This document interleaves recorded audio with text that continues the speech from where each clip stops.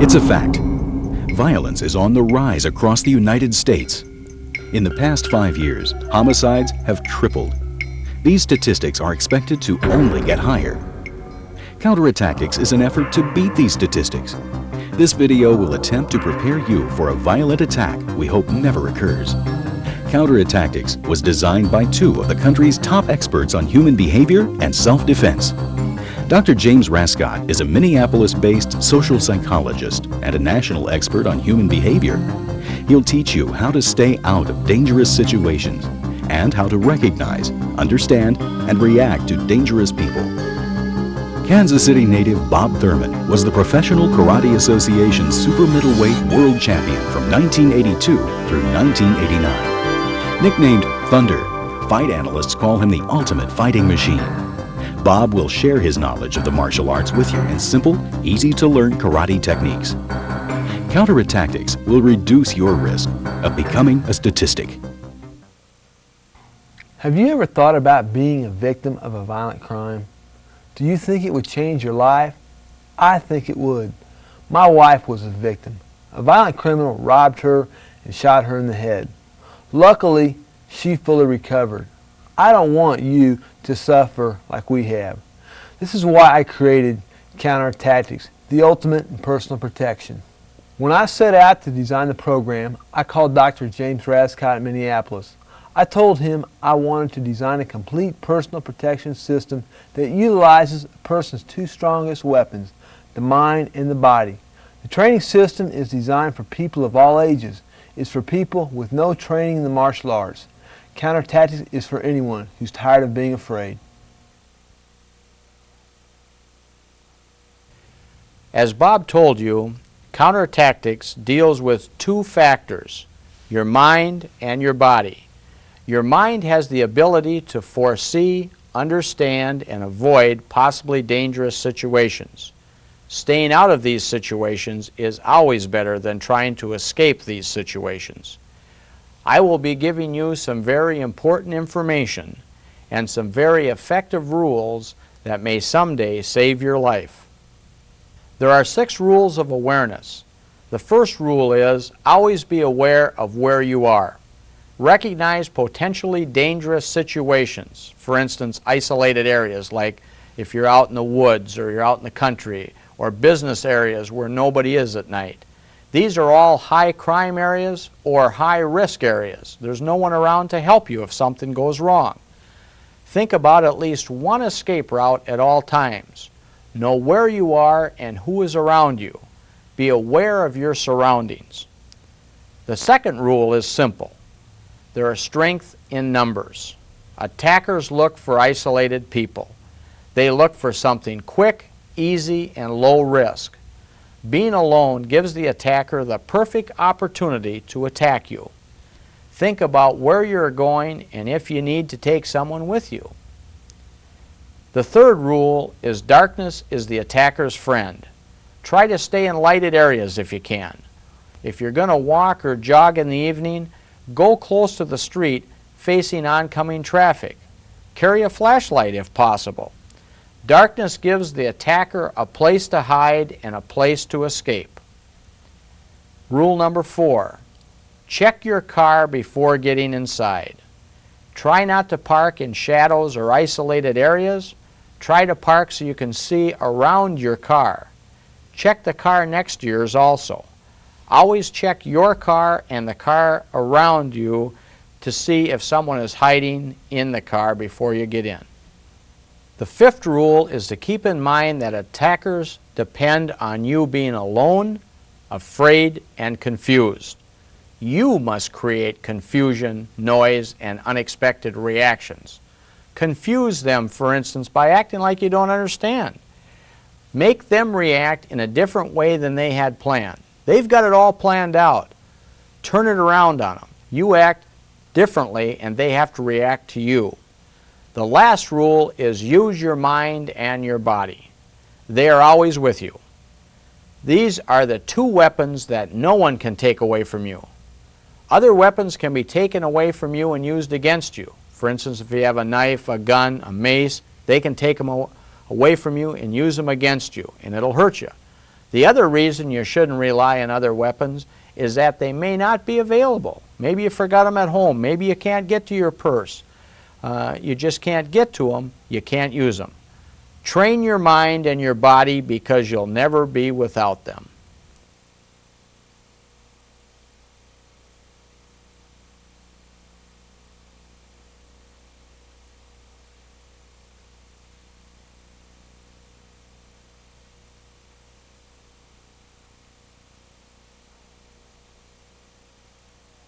Now I want to talk to you about the 4 elements of an assault and how to stop each element from happening.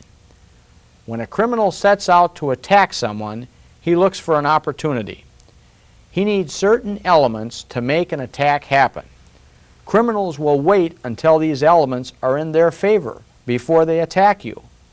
They need to control all 4 basic elements in order to successfully attack you. You've got to keep control of at least one of these elements in order to escape.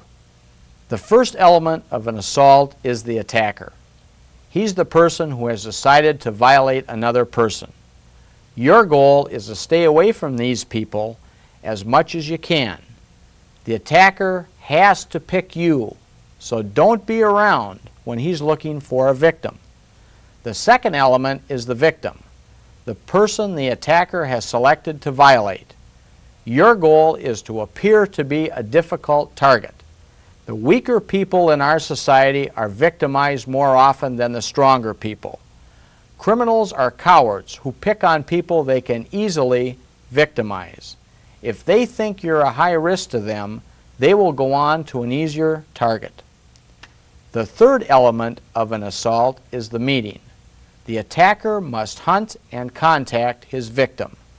Your goal is to eliminate the meeting or keep it under your control. Interact with people you desire and get away from unwanted meetings. For instance, strangers in cars, shopping centers, strangers in bars. If you don't like the meeting, leave. The last element of an assault is the place. The attacker must have a place to violate the victim. Your goal is simple. Never leave a safe place with an attacker. This is the final element and the one you usually have the most control over. One of the biggest problems an attacker has is getting you to a place where he feels he can safely attack you. If you go with him now, he controls all of the elements. Remember, he has to control all 4 of these elements to carry out an assault. So if you keep control of at least one of these elements, the attack can't take place. Your goals are to not look like a victim, control the meeting, and never leave a safe place. Increase your awareness of your surroundings and you will increase your safety. Be aware of the people around you. Also be aware of your space bubble. This is the area around your body as you move through society. We allow people we like to get physically closer to us than people we don't like. In our society, we have 4 areas that make up our space bubble. First of all, we have our intimate zone, which is 1 foot away from our bodies. Then we have the personal zone, which is 1 to 2 feet away from our bodies. Then we have the social zone, which is 2 to 4 feet from our bodies. And finally, we have a public zone, which is 4 feet or farther from our bodies. The space bubble is your private space and you should protect it. No one has a right to enter this space without your permission. Obviously, it's impossible to keep this space to ourselves all the time. For instance, when we get in elevators, when we're standing in lines, when we're in crowds, people are in our space zone. But always try to be aware of who's in your space bubble. You need this awareness because the closer someone is to you, the less time you have to react to them. If you think you're going to be attacked, try to keep the criminal out of this space. This space bubble is your cushion. In a few minutes, Bob will show you how to keep people out of your space bubble by using simple footwork and body movements. His techniques will give you more time to think and more time to react while keeping the attacker away from you. If the criminal has any weapon other than a gun, he has to get inside your space bubble in order to hurt you. By keeping him outside of it, you're buying yourself time. There are two basic psychological strategies to think about during an attack: the cooperative and the uncooperative. The uncooperative strategy is just that. You let the criminal know he has chosen the wrong person to victimize. The uncooperative strategy sends a message to the attacker that you are not going to give up control of your life without resistance. You do not obey his commands. The best time to use the uncooperative strategy is when you still control at least one element of the assault. When using this strategy, speak in a strong, confident voice, get ready for an attack, and show the criminal that he's taking a high risk in dealing with you. Remember, this uncooperative strategy is conflict-oriented. It forces the attacker to decide instantly whether to leave or whether to attack you. It is used when you want to force his hand, when you control one or more elements, or when it is your last resort to save your life. The cooperative strategy, on the other hand, is when you appear to go along with some of the attacker's demands. You basically let him think he has control of the situation. Use the cooperative strategy when you have lost all four of the elements of the assault and when you need time to think about your options. Talk to him, ask him questions, buy time so you can assess the situation.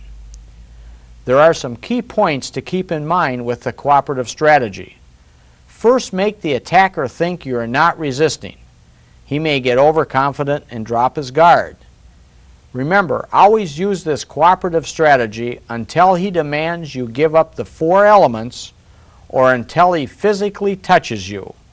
Then you fight for your life. All human behavior is goal-oriented and it fulfills some need for that person. Humans have three basic needs. Understanding these three needs will help you understand why people act and how to react to them. Three human needs are physical, mental, and social needs. First, let's talk about the physical needs. This is when the attacker needs your valuables to buy drugs, food, car, and so forth. These people are usually not conflict-oriented. If you give them your valuables, they'll leave because they got what they came for. Our second set of needs are our mental needs. These are feelings of importance, our ego, and feelings of self-worth. Unlike the people with physical needs, mental attackers' needs are never satisfied. These attackers are generally very dangerous and violent individuals. Their goals are usually to dominate, to control, to injure, and to demean their victims. They do this in order to increase their own self-worth and self-evaluation. The more people they knock down, the higher they feel. The third group of needs is our social needs. These needs are to belong to a group and to be accepted by other people. Some people commit crimes and injure people to satisfy their peers. A lot of violence that is caused by social needs is gang-related. The victims are chosen at random solely because they're in the wrong place at the wrong time. Understanding these needs will help you identify your attacker and thus help you determine how to react to his demands. Finally, I want to talk about the four basic rules of survival. Counterattactics has four mental steps to help you think your way through an attack. These four steps will help you determine your realistic options at the time of an attack. We call them the four basic rules of survival. Rule number one is keep thinking positively. Don't think about the negatives. It wastes your valuable time and it doesn't help you escape. Concentrate on an escape plan. Get control of your space, appear to be confused. All of this will buy you time to assess the situation. Rule number two is analyze the attacker. What does he want? You or your possessions? Remember the three basic needs. Listen to what your gut instinct tells you about him. Ask questions. What do you want? Does he keep changing his demands? What will satisfy him? If he wants your valuables, give them to him. If he wants you, the answer is no. Rule number 3 is your escape strategy. Look at your realistic options. Look at all your options. Look for weapons lying on the ground. Look for people who can help you. Look for escape routes. Be prepared to act or attack. Rule number 4 is attack and escape. Napoleon said surprise is a key to winning the battle. Surprise will become your partner. When you attack, make noise, scream, create a scene. When you attack, be mean and attack with intentions of hurting him so you can escape. Remember these rules, review them, think about them as you go through your daily functions. They all play a part in keeping you out of dangerous situations. Now Bob is going to show you some physical ways to protect yourself if you do get involved in these dangerous situations. Okay, ready, kick. To present the counter-tactics techniques, we will show them being learned in a seminar situation and being individually demonstrated by Bob. As the moves are being demonstrated, follow along. If needed, stop or rewind the tape to get the hang of certain techniques. In this section, we'll first break down each martial arts technique. Later, we'll show you how to apply them in different attack situations. Run. The first set of techniques you are going to learn are for attacks coming at you from the front. To defend yourself, you will first need to learn how to step into a good fight stance. It will enable you to strike harder and maintain good balance. The first position to assume is called the neutral position. Stand normal with your feet shoulder-width apart and your weight even on both sides. From this neutral position, you can step forward or step back into a fight stance. How you assume a fight stance will depend on whether you are left or right-handed. If you're going to hit someone, you need to hit him with your dominant side. In order to do this, remember to carry your car keys, purse, or grocery sacks on the opposite side. The dominant hand must be kept free to fight with if you're attacked. To get into the fight stance from the neutral position, if you're a right-hander, step back with your right foot and put the ball of your foot at the 5 o'clock position. Keep the ball of your left foot on the 12 o'clock position. Your weight should be 60% on the front foot and 40% on the rear foot. If you're a left-hander, put the right ball of your foot on the 12 o'clock position. Then step back and put the ball of your left foot on the 7 o'clock position. Again, 60% of your weight is on the back foot and 40% of your weight is on the front. Remember to keep your back heel raised off of the floor. In this fight stance, your dominant foot will always be the one in the rear. Your feet need to be apart about 6 inches longer than a normal step. Always stand sideways so that your lead shoulder is to the attacker. This will expose less of your body to him. Remember that the weight is on the balls of the feet. Your dominant hand is in the rear. Your fists are clenched, and the elbows are close to protect your body. Keep your hands at this position until you begin to attack. It will help you maintain a clear vision of what is going on around you. When you begin to attack, raise your hands and put them in front of your face with the palms in facing each other. You should be able to stick your thumbs into your eyes. This is called the gun sight position. Stay in the gun sight position and practice blocking imaginary punches. Throughout the rest of the video, concentrate on keeping your hands up to protect yourself as you practice each technique. Out of the basic fight stance, you will move into the seesaw fight stance. We call it this because it's like a seesaw. In it, your weight will shift from one side to the other. If you are left-handed, with your left foot on the 6 o'clock position, step with your right foot to the 1 o'clock position with fists clenched and elbows in, protecting your body. If you're right-handed, put your right foot on the 6 o'clock position and with your left foot, step to the 11 o'clock position with elbows in, protecting the body. Remember to keep your fists clenched and always keep your arms vertical with the elbows pointing toward the ground. Be sure you can see what is going on through the arms. Also, make sure your back heel is raised off the floor. Practice moving into the seesaw fight stance. Step forward and backward. Make the move smoothly. Weight is 60% on forward leg and 40% on rear leg. Hands are clenched in fists with elbows in, protecting the body. They must be ready to move up to the gun sight position at any moment. The back heel of the foot should be raised. Knees should be slightly bent. From the seesaw stance, you are ready to learn the first hand strike, which is called the straight punch. It's a punch you're probably very familiar with. Again, throw it with your dominant hand. From the seesaw stance, put your hands up like you're blocking a punch. Remember the gun sight position. You should be able to stick your thumbs into your eyes. Your palms will be in, facing each other. The straight punch travels in a straight line. As you throw the punch, the arm and hand twist, so that at the end of the punch, the palm will be facing down. The forward shoulder drops 2 inches as you extend your arm. Keep the elbow in and throw the punch. As you punch, push off with the back heel to increase the power. It is important to make a tight fist by folding the fingers up and wrapping the thumb around them. Strike with the first 2 knuckles. It will make your punch more effective. Practice throwing the punch with speed and power. Imagine an attacker in front of you. Throw punch as straight as possible. Keep forward hand up to protect yourself. Push off with the back heel to increase power. Strike with the first 2 knuckles and a tight fist. The next hand strike is the palm heel strike. For women, this is a much more effective strike than the straight punch. In counter-tactics, you're going to learn the palm heel strike in 3 ways.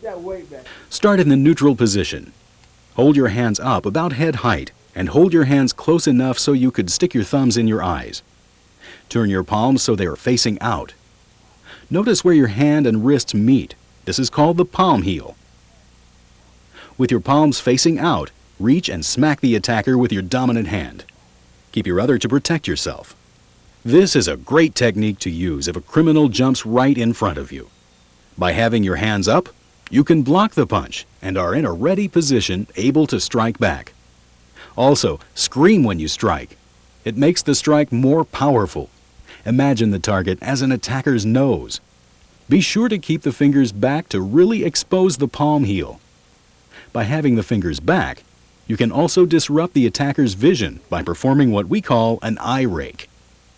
Practice starting this move from the neutral position. Get used to making noise as you work on strikes.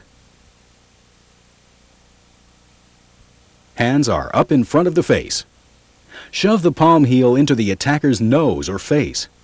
Keep your fingers back for an eye rake. The second way the palm heel strike can be used is from the seesaw fight stance to strike an attacker's head. From the seesaw, you can double the power of your strike. From the neutral position, step back into the seesaw fight stance and move your forward hand up to protect yourself. Take your dominant hand and stick your arm straight out with the palm facing up. Pull your elbow in so it's resting against your rib cage. Now visualize a can of soda pop is sitting on your hand. As you strike, the elbow stays in. The thumb turns in and the imaginary can of soda pop you had setting on your hand smashes into the attacker's nose. The strike needs to travel in a straight line at an upward trajectory. Keep your fingers bent back so you can perform an eye rake. You'll notice that when you strike, the weight travels from your rear leg to your forward leg. It's very important to push off with that rear leg. Let your weight shift in the seesaw naturally. Use it to your advantage. The strike must travel straight and up. Keep the elbow in tight. Keep your forward hand up for protection. Keep your fingers bent back for an eye rake. Let the weight transfer happen naturally. Push off with the rear leg to increase power. The palm heel groin strike can be a very effective technique. It's similar to the palm heel head strike. Once again, step back into the seesaw fight stance. Put the rear hand into the same position used for the head strike. Now, instead of striking upward, strike at a downward trajectory. Think of it like throwing a bowling ball. Practice aiming for an imaginary attacker's groin. This could be the move that buys you an escape. Work on speed and power. Bring the hand back to get more power.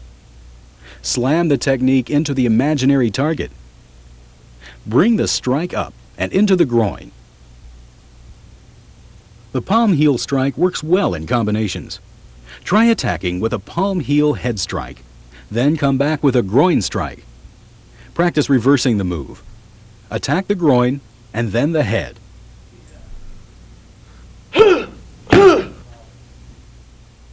The next technique is called the grab and knee. This is a very powerful technique. The targets are the knees, thighs, groin, stomach, and head. Grabbing the attacker before kneeing him will help you maintain balance, or more importantly, will make the strike more powerful. When kneeing an attacker, always make sure to do it at least twice to ensure a solid strike. From your seesaw fight stance, pretend to reach out and grab an imaginary attacker. Lean forward and slowly drive your knee. Keep your support leg bent to help maintain balance. Remember, there are several targets. The thigh is the biggest and easiest to hit. Practice throwing knees to different targets of an imaginary attacker. The knee should be thrown fast and snapped into the attacker. When practicing, remember, the power will be there. Concentrate on speed. Always grab the attacker to ensure full power. Snap the knee into the attacker. Keep the support leg bent for balance. Now, let's combine some of what we've learned. Assume the seesaw fight stance. Hands in, protecting your body, and your fists clenched. Now, strike with a palm heel to the head. Come back with one to the groin. Follow up with a grab and 2 knees. Practice this a number of times. It's important to learn combinations with at least 3 things. It could ensure your escape from an attacker. The last technique for frontal attacks is the rear leg front snap kick. This kick will keep your attacker at a distance. It also comes in under his line of sight. Your target is the groin. Assume the seesaw fight stance, elbows in and fists clenched. Take the knee of your rear leg and bring it straight up. Then snap your knee and extend the ball of your foot into an imaginary attacker's groin. As you do this, bring your hands up to the gun sight position to protect your head. Be sure to raise your rear heel off the ground for more power. Practice being explosive with the motion. Remember, make noise when you kick. Bring hands up to gun sight position. Bring knee up as high as possible. Be explosive in the motion. Snap the ball of the foot. The rear leg front snap kick can be excellent in a combination move. Perform the kick. Then grab and knee 2 times. The rear leg snap kick is a great way to begin an attack because it closes the distance between you and an attacker, putting you in better position for the grab and knee. Now that you've learned the weapon techniques for frontal attacks, it's important to learn how to move properly. Being able to move and shift into a seesaw fight stance will always put you in a better position to attack or defend from. Assume the seesaw fight stance. Pivot on the forward leg. Swing the rear leg around 1/4 turn. While you rotate, be sure to keep your hands up and the rear heel off the floor. Basically, you're just rotating on the ball of the forward foot, much like the pivot of a basketball player. Practice doing 4 quarter turns in a full 360-degree rotation. Concentrate on doing the rotations smoothly and quickly. Pivot on the ball of the forward leg. Keep hands in gun sight position. Practice moving either direction quickly. Keep footwork light and easy. Always end in seesaw fight stance. Now try to combine the footwork with some of the frontal techniques. Perform a quarter turn rotation. Then strike with a straight punch. Now follow this with a rear leg front snap kick. Then grab and knee 2 times. Try to make your motions fluid, light, and easy.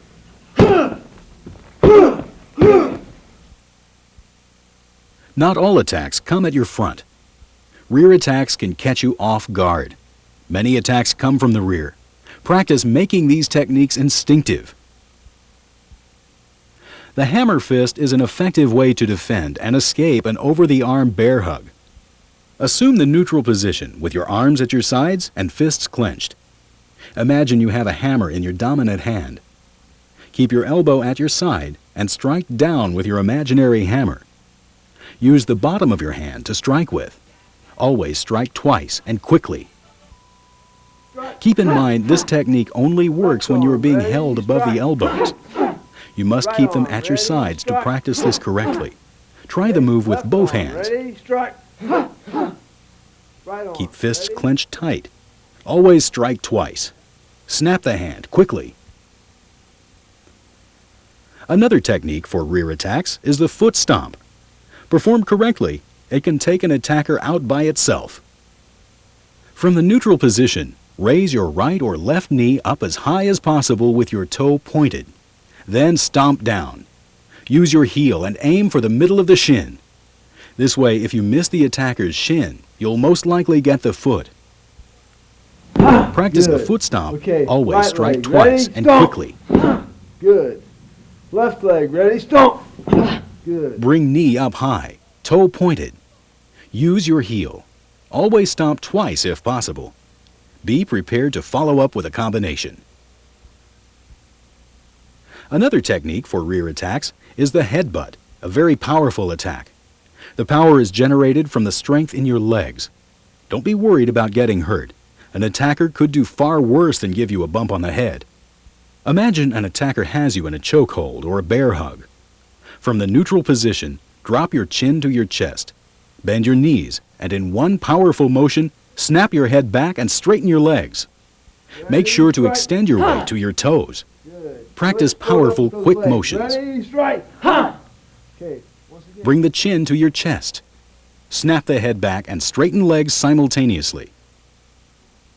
Try to use the headbutt in combination with a foot stomp. From the neutral position, perform a foot stomp. Come down hard and low on the attacker's foot. Then explode up, snapping your head back and straightening your legs at the same time into an imaginary attacker's face. Then follow this with 2 quick hammer fists.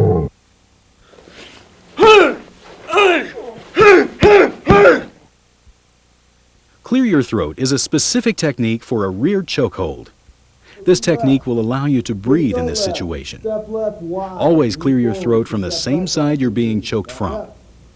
If an attacker is choking with his right, clear your throat with your right hand and vice versa.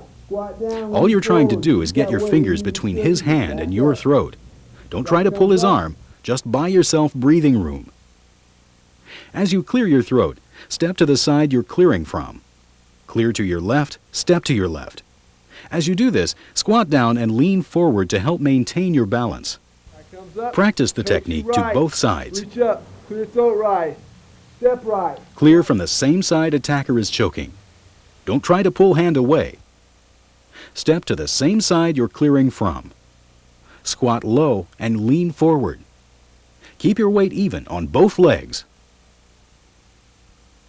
The rear elbow strike is a good rear attack technique. It's best used in combination with a clear your throat. From your neutral position, clear your throat right. Then step to the right, squat low and lean forward. Take your left arm and extend it as if reaching for a file cabinet. Make a fist with the palm facing the floor. Now bring your arm back as if opening a file cabinet. As you do this, twist your arm counterclockwise. As your elbow gets to your side, your palm will be facing up. Keep the arm close to your body and pull the elbow back and into an imaginary attacker's ribs. Practice this move again. Now go back to the neutral position. This time, clear your throat left. Step left, squat low and lean forward. Take your right arm and reach for the file cabinet, palm down. Clench your fist and bring your arm back while twisting clockwise. Keep your elbow close and drive it into the attacker's midsection. Make noise. This is a powerful move. Keep elbow close to the body. Keep the fist clenched tightly. Clear the throat opposite the striking side. The head strike is equally powerful. Instead of a file cabinet, with this move, imagine you're starting a lawnmower. Assume the neutral position with your arms at your side. Bend forward and reach down with your right arm. Now pull your elbow up and back as if starting a lawnmower. The palm of your hand should face you. The elbow should travel upward and strike over your right shoulder. Now try this with your left hand. Use your legs for power here. Practice the move with both arms. Concentrate on speed. Keep your weight forward. Lower yourself with your legs, then bend forward. Use your legs to drive the elbow. Fighting from the ground can be a difficult position. It's a tough position to defend yourself from. But even here, you must continue to battle. You can still use everything we've taught you. Also try biting, clawing, and grabbing and tearing. Anything to get loose. The best technique from the ground is the foot stomp. Get on your back and pull one knee toward your chest. Keep your hands in the gun sight position. Thrust your foot out, heel first, and strike an imaginary attacker. Once you've gained separation, roll onto your stomach and get up, then run. Practice the foot stomp from the ground with both legs. Work on rolling to your stomach and getting up quickly. Gain separation. Roll onto your stomach to get up. Run. Bob has shown you some very effective techniques in dealing with a frontal attack. In a moment, you'll learn how to use these techniques in different situations. In most frontal attacks, you usually have time to consider your options. Think about what the attacker wants. Does he want your valuables or does he want you? Decide whether to use the cooperative or uncooperative strategy. Always keep thinking positively. Buy time to look for an escape route. Remember, if the attacker grabs you, counterattack immediately. Scream, make noise, draw attention to yourself. Attack with hostile intentions. Anything to get away. Remember, if you hesitate or go half speed, you may become a victim. In counter-attactics, we teach 3 frontal attacks. When an attacker is in your space bubble and is about to hit or grab you. When an attacker grasps your wrists, and when an attacker has hold of your throat. In any attack situation, you need to move to the best defense position possible and attack the second he enters your space. The first example shows an attacker within someone's space bubble making demands.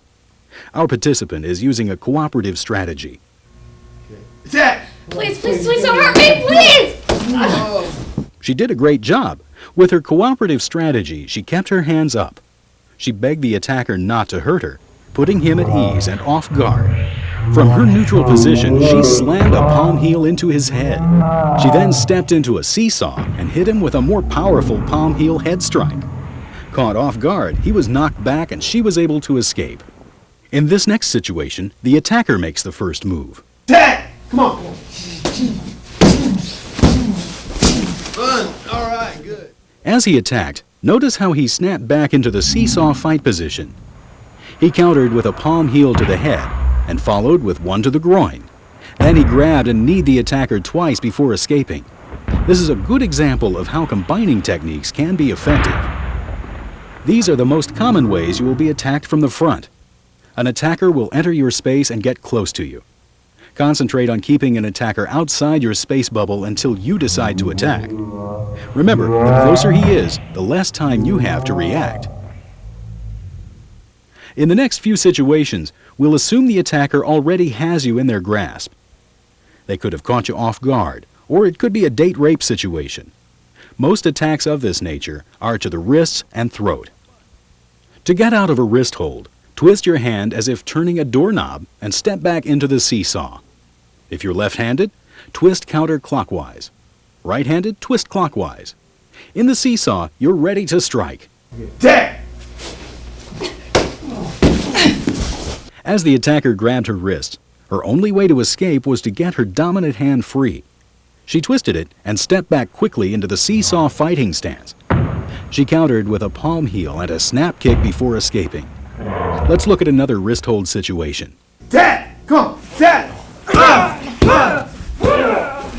Oh, yeah, good job. Good. Notice she twisted her left hand free and snapped into the seesaw. She quickly countered with a palm heel to the groin, then finished with a grab and knee. Notice she kneed twice. What's important here is quickly getting into the seesaw. Practice moving into your seesaw. Try to get faster and make the motion smoothly each time. Always step back with your dominant hand to the rear. Now let's look at some ways to defend against chokeholds. In most cases, the attacker will place both hands around your neck. You must snap back into the seesaw position and be prepared to attack. It's important not to attempt to pull the attacker's hands off you. Let's see an example. Attack. Oh, yeah. Notice how she got out of the chokehold with a quick move to the seesaw. The attacker's hands fell forward as she broke away. She started her attack with a grab and knee twice, then she did a rear leg front snap kick before escaping. In the next example, the attacker leaves his upper body exposed. Attack.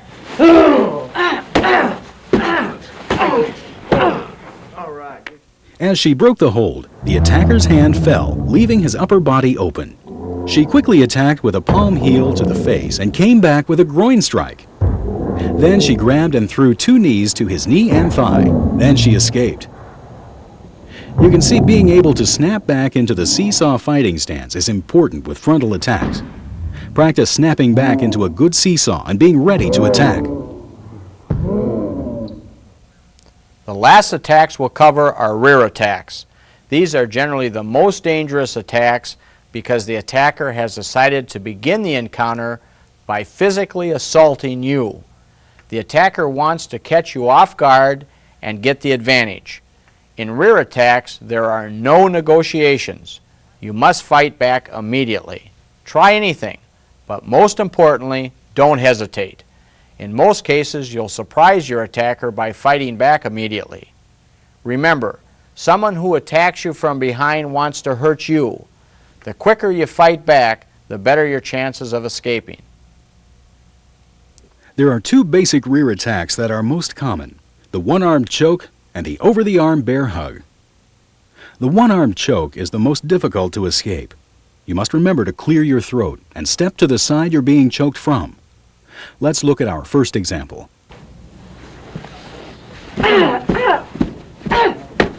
Good.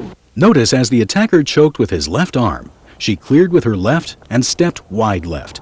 She squatted low and leaned forward. Then she countered with 2 elbow strikes, twisting her arm clockwise as she hit. Then she followed up with 2 hammer fists to the groin. She finished with an elbow strike, remember the lawnmower, and escaped. Now let's look at a one-armed choke from the opposite side. Attack! Come on, Oscar. Annoying! Oh, run! The choke came from the right. He cleared right and stepped wide to the right, squatted low and leaned forward. This allowed him to reach for the file cabinet with his left hand and issue 2 rear elbow strikes. Notice how the hand twists. He countered with 2 hammer fists and finished with an elbow strike to the head before escaping. Practice all the rear techniques. They will all work effectively in a rear attack. Spend time perfecting the clear your throat technique. Master it both ways. If you're in an over-the-arm bear hug, you must move quickly. The attacker may have complete control before you can react.